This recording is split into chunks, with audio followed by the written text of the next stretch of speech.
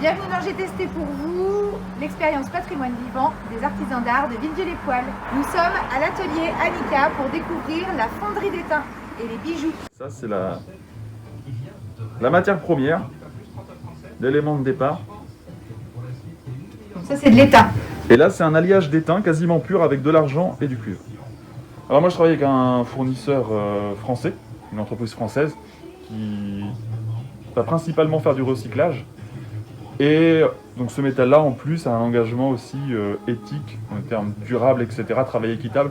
Ensuite, avant d'arriver aux bijoux, eh bien, je vais au travail de conception. Je vais d'abord faire des dessins, imaginer des modèles, imaginer des designs, avant de faire des prototypes. Je vais déjà réaliser un premier moulage, donc je vais prendre l'empreinte de mon travail, je vais fabriquer un moule. Et puis après, une fois que les versions sont faites, de nouveau un moulage des versions, et là, on rentre dans la fabrication, la production. Une fois que les pièces sont montées, moi je travaille avec un collègue qui travaille sur Lyon, et je vais lui envoyer tous mes bijoux prêts et montés. Et là, par électrolyse, donc on va plonger les bijoux dans des bains, comme une grande table, on plonge dans des bains, et par un système d'électrolyse, on va fixer de l'or ou de l'argent par-dessus mon métal qui était de l'étain, par-dessus de l'étain.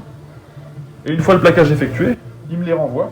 Et donc là, on va passer là-bas où c'est tout le travail de finition. On va sertir les pierres, ouais, les coller, les finaliser. Donc là,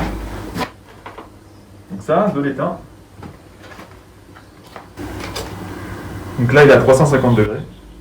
Je fabrique jamais un bijou à la fois. Quand je fais de la fonte, je vais généralement en faire pendant toute une semaine, voire 2 semaines. Ah ouais. Où je vais vraiment faire toute ma production, une grosse partie de ma production. Et ensuite, j'ai passé 1 à 2 semaines à faire les réparations, les bavurages, etc. Puis après, le montage, etc. Et donc là, hop, je mets le moule dans la centrifugeuse. Ça fait un petit moment qu'elle n'a pas tourné. De surplus. Si on a quand même une fonte. Et donc là, par exemple, une fonte. Le métal est déjà froid. Ah oui, il est déjà froid. C'est à moi de tenter la fonte. On y va, je fais une bague.